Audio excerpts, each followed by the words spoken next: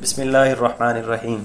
سورۃ الفیل نزول کے اعتبار سے اس کا نمبر 19واں ہے۔ اس سے پہلے 18 صورتیں اتر چکی تھی، 1 رکوع ہے، 5 آیتیں ہیں۔ فیل کہتے ہیں بہت سارے ہاتھیوں کو۔ یہ صورت ہاتھیوں کے بارے میں ہے، اس میں ہاتھیوں کا ذکر ہے، اس لیے اسی پر اس صورت کا نام رکھا۔ واقعہ کچھ اس طریقے سے ہے، یمن اس کا ایک بادشاہ تھا، اس کا نام ہے ذو نواس۔ یہ بڑا ظالم بادشاہ تھا۔ اس دور کے جو اہل حق تھے، یعنی حضرت عیسیٰ علیہ السلام کے عین ٹھیک مذہب پر عمل کرتے تھے، ان لوگوں پر یہ ظلم کرتا تھا۔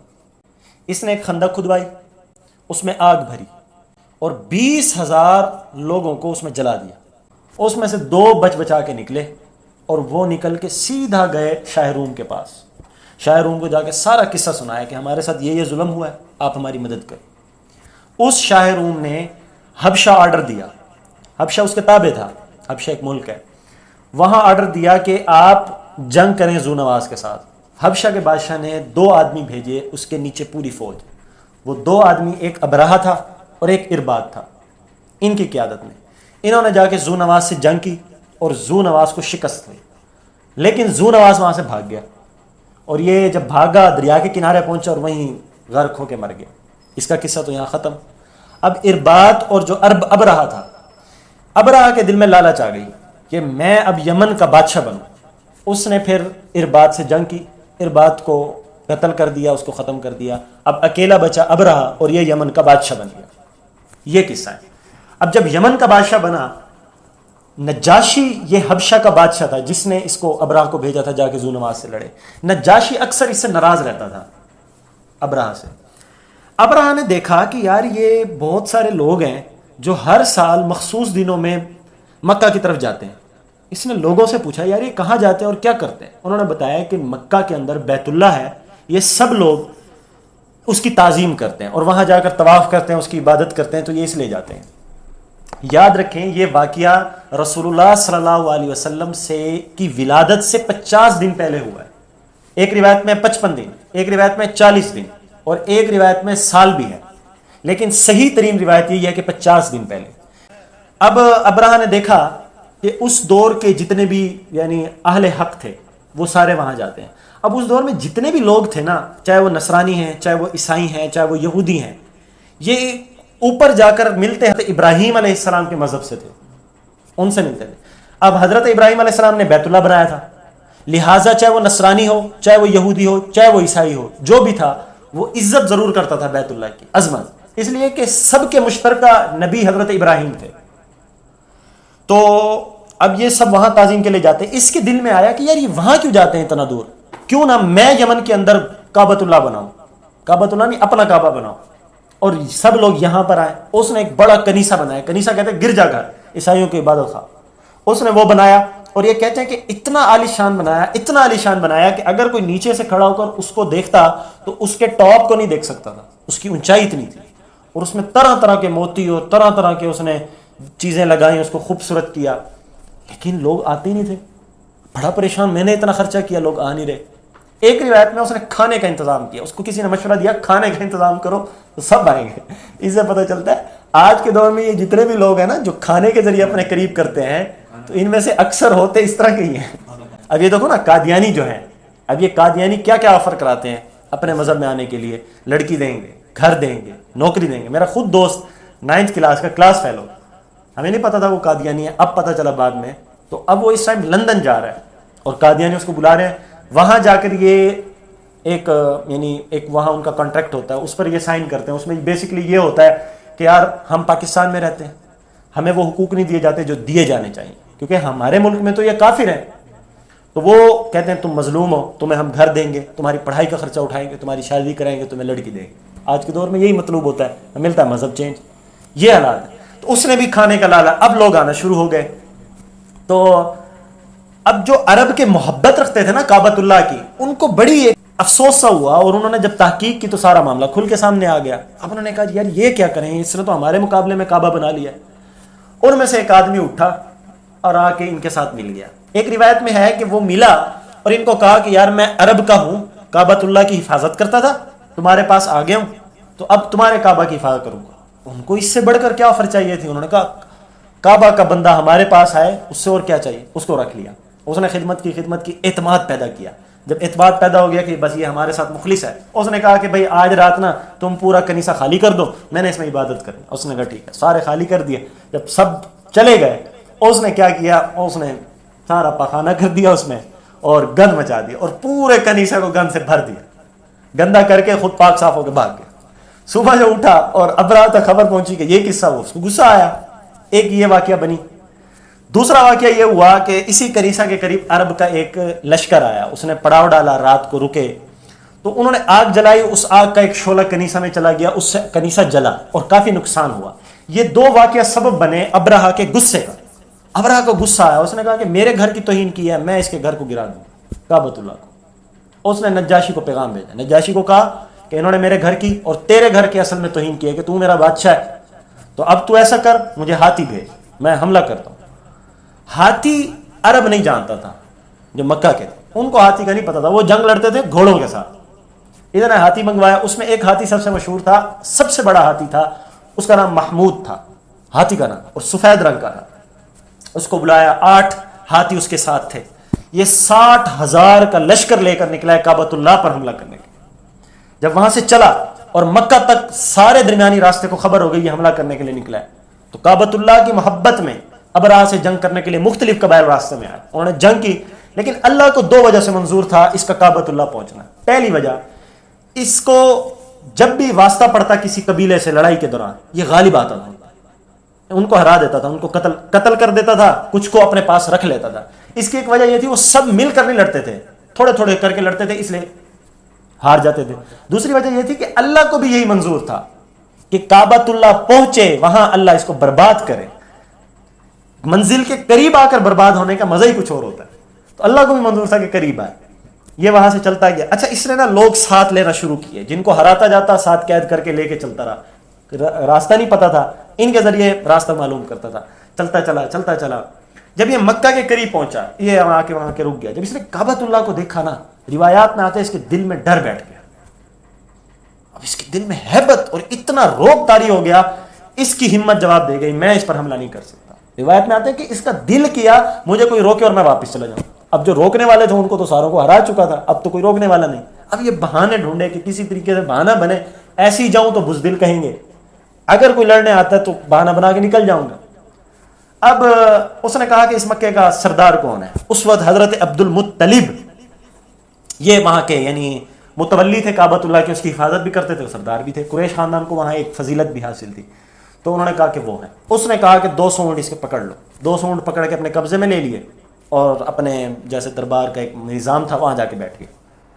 اب حضرت عبد المطلب کے پاس اس نے اپنا ایک بندہ بھیجا، اس سے بات چیت ہوئی.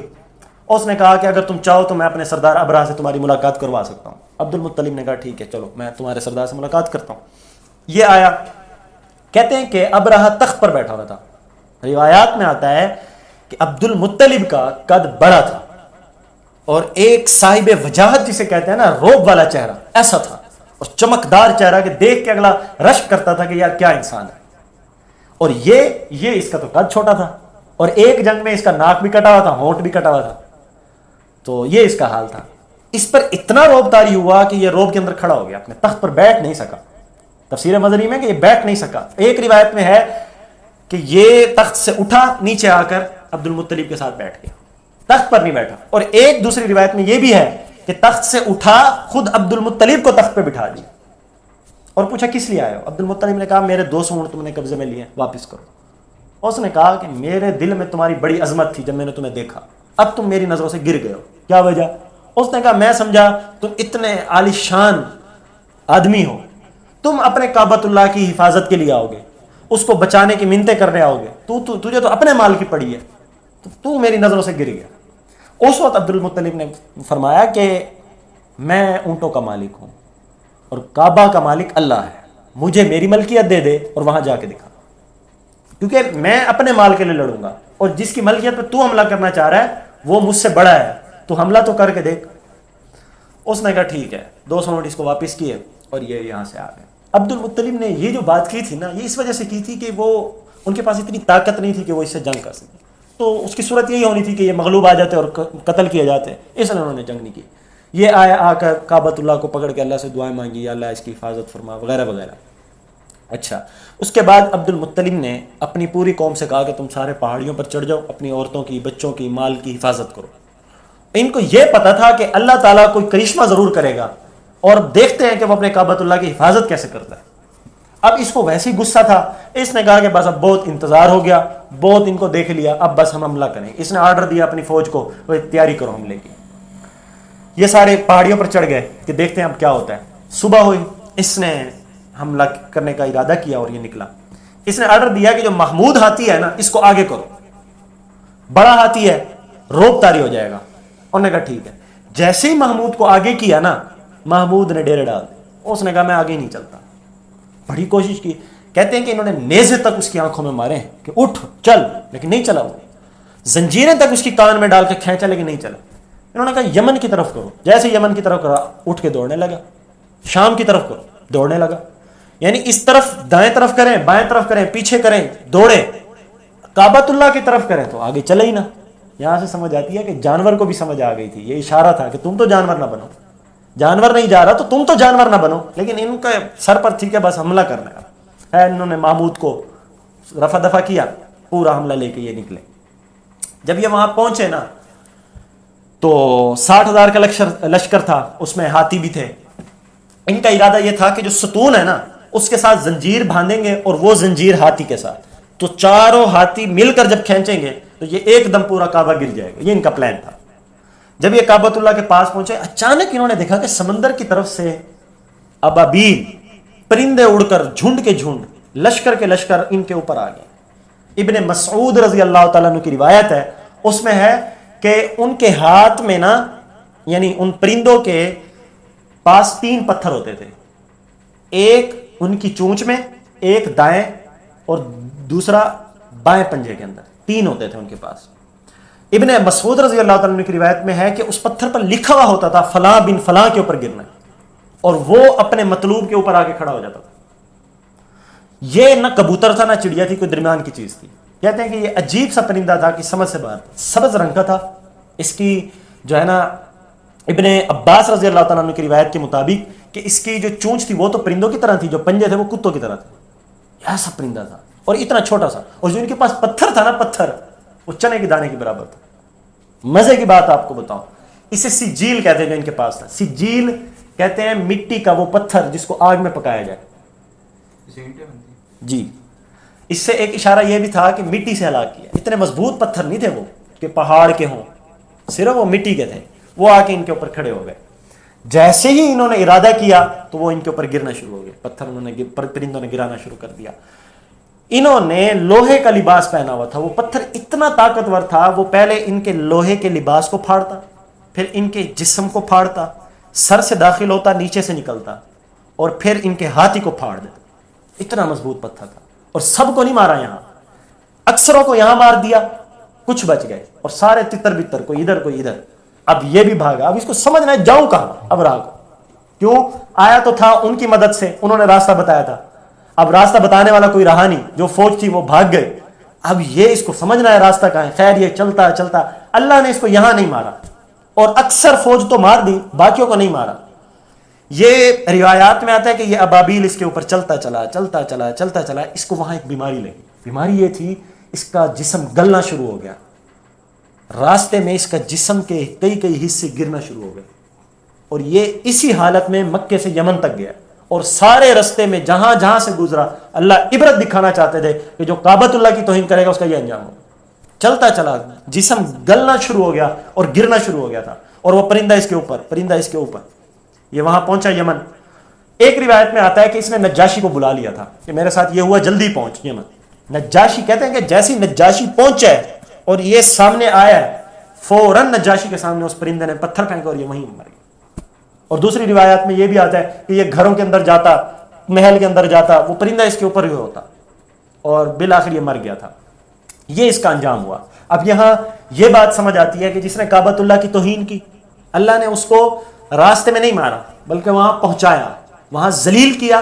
پھر وہاں بھی نہیں مارا، پورے علاقے کو دکھایا، سارے رستے اس کو ذلیل کرتا، یعنی ایک کتے کی طرح اس کو چلایا، پھر موقع پہ جا کے وہاں مارا. یہ اس کا انجام. اب یہاں ایک سوال پیدا ہوتا ہے، وہ سوال یہ ہے کہ کعبۃ اللہ میں تو اس وقت بت بھی ہوتے تھے، جنہوں نے بت رکھے ہیں ان کے ساتھ تو کچھ بھی نہیں ہوا، اور جس نے ارادہ کیا گرانے کا اس کے ساتھ اللہ نے یہ حشر کیا. کیا جواب یہ ہے انہوں نے جو بت رکھے تھے نا وہ ان کی نافرمانی تھی، توہین نہیں تھی.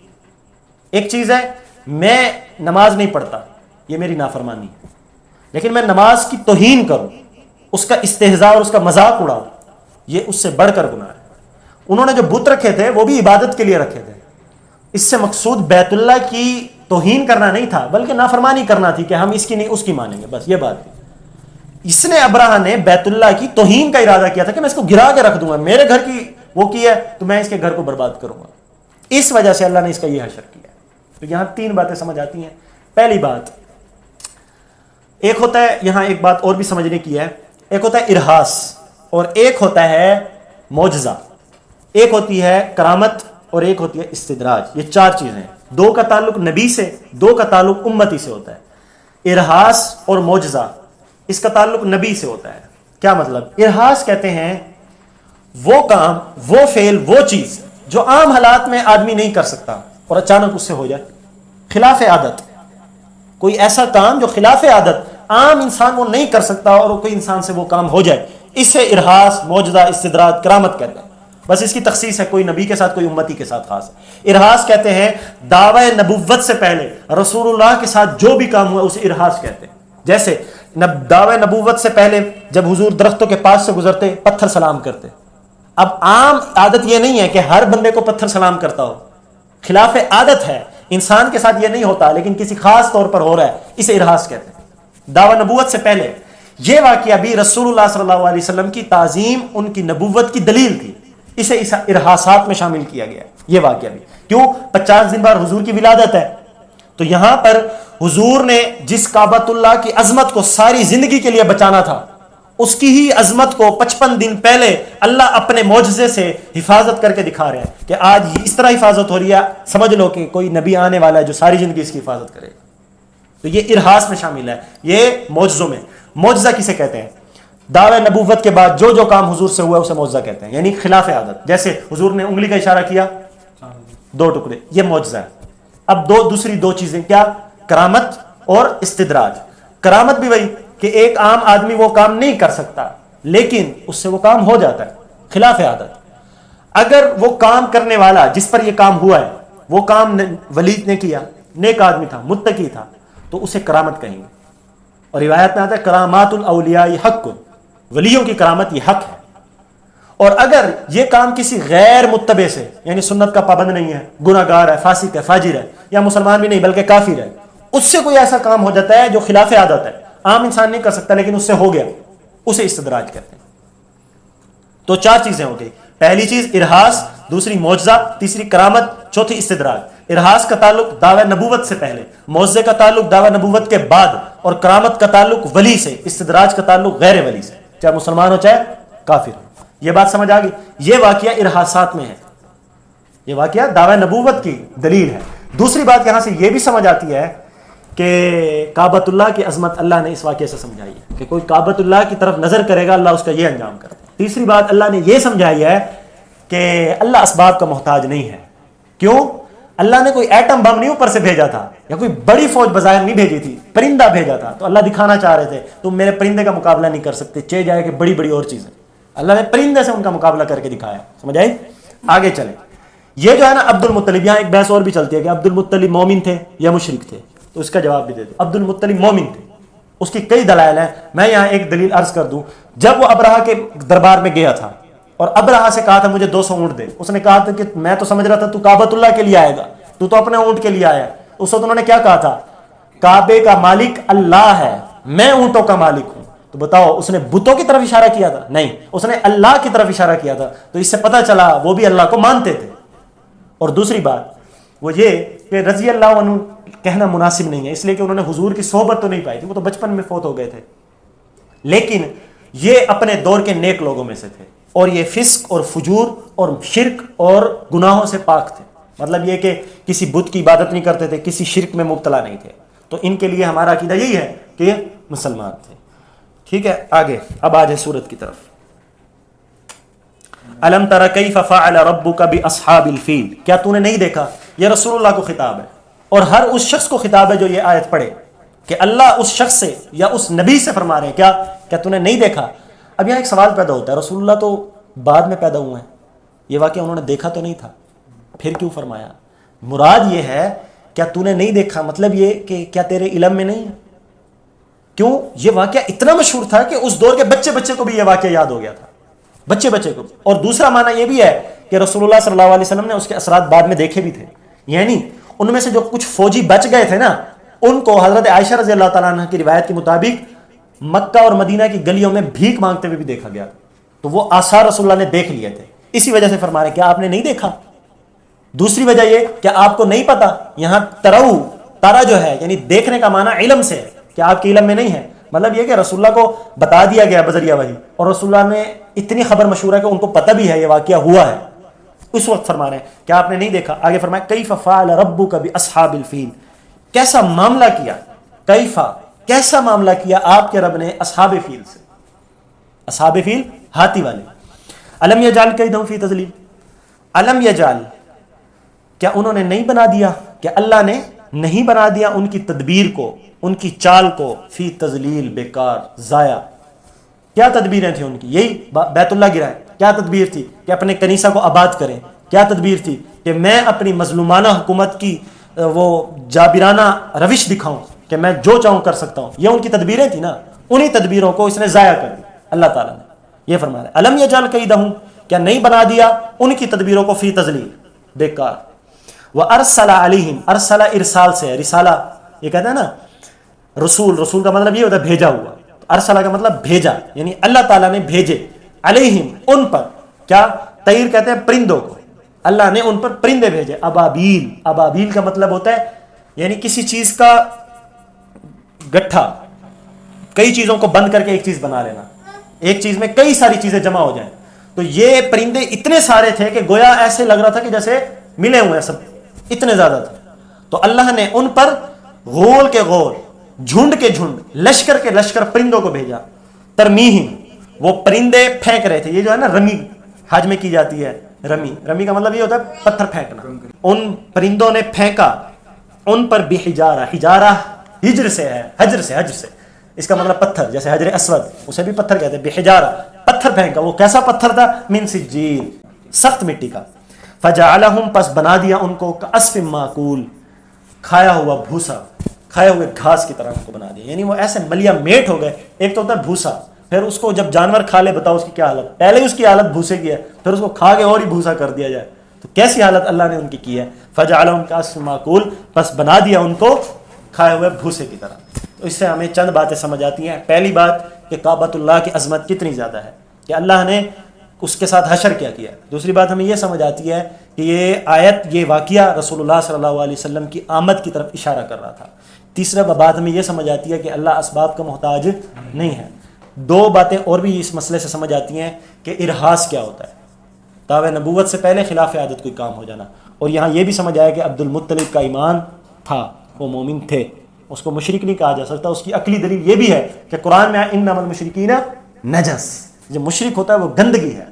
اور عبد المطلب تو حضور کے دادا ہے, تو دادا سے نسل باپ میں, باپ سے نسل حضرت رسول اللہ میں آنی تھی, تو کوئی گندگی چلتی ہوئی آتی نیچے. تو یہ تو ایک گستاخانہ عقیدہ ہے کہ آپ یوں کہیں عبد المطلب کا ایمان تھا یا نہیں تھا. اس بحث میں ویسے پڑھنا بھی نہیں چاہیے, ضروریات دین میں سے نہیں ہے کہ قبر میں ہم سے پوچھا جائے بتاؤ عبد المطلب کا ایمان تھا یا نہیں, ایسی کوئی بات نہیں ہے. بس ہمیں پتہ ہونا چاہیے اور ان باتوں میں اتنا پڑھنا نہیں چاہیے. ٹھیک ہے, وآخر دعوانا ان الحمد للہ.